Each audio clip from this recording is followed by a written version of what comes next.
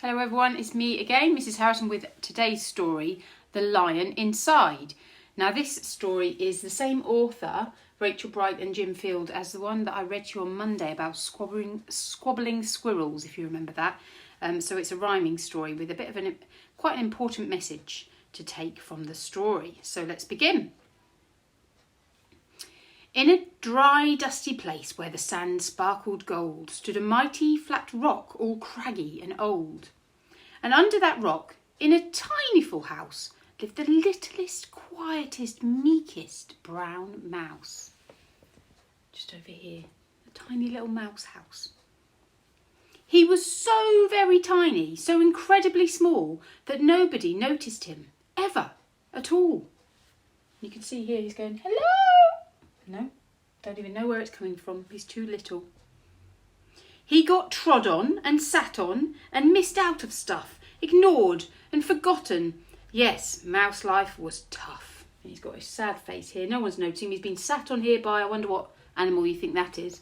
Been trodden on here. What animal do you think that is? Meanwhile, far above, on top of the rock, times were quite different. It was Lion o'clock. This huge, toothsome creature made sure everyone saw how important he was by how loud he could roar.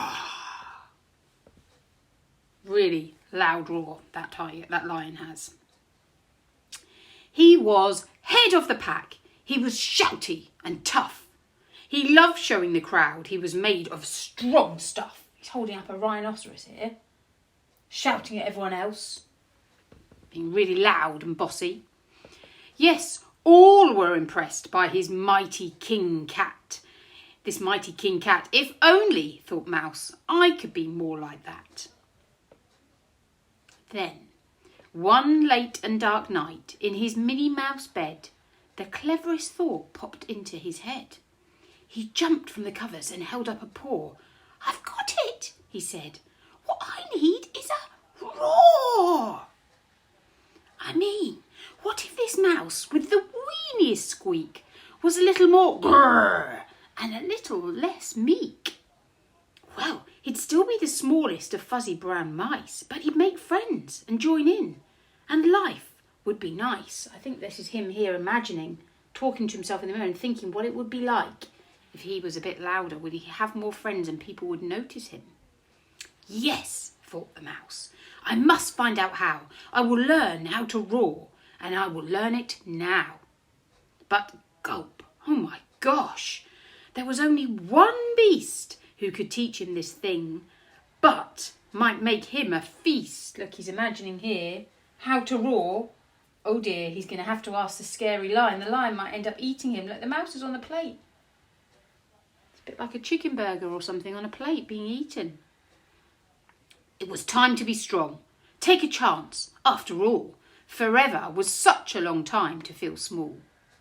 So he made himself brave and he thought like a winner. He set off for the top, hoping not to be dinner. It felt like the scariest thing he could do. But if you want things to change, you first have to change you. The further he climbed, the closer he got to the slumbering lion reclining on top.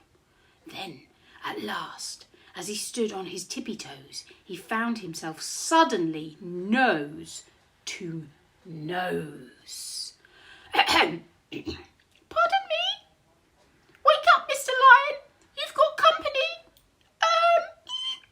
Mr. Lion, what I've come to you for is, do you think you could teach me your roar? Oh dear, what's going to happen? A silence befell that twinkling plain. Lion opened his eyes and puffed out his mane. Time slowed right down. Why? It felt like a week. Then he opened his mouth and let out an eek. He's terrified. The lion. He's really scared, like me when I see a spider. The lion was shaking, his paws all a-fumble. He was backing away with a scrambling tumble. Don't hurt me, he whimpered. Oh, try to be nice. Well, my goodness, this lion was frightened of mice. Don't worry, Mouse peeped. I'm a friend, not a foe. Let's rock this together. We'll have fun, don't you know? How scared he is. That was a magical moment for sure. When Mouse didn't feel at all small anymore, he had found his true voice and learned to speak out. And for that, you don't need to roar or to shout. And from that day and always, the two were a pair. They both liked that rock better, now that rock was to share.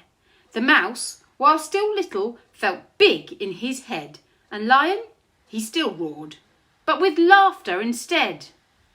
Ha ha ha ha! Look, he's not shouting at everyone now, he's laughing. Yes, that day they both learned that no matter your size, we all have a mouse and a lion inside. That end page is really important. Just goes to explain to you the whole point of that story is that you don't have to be shouty and roary to be noticed.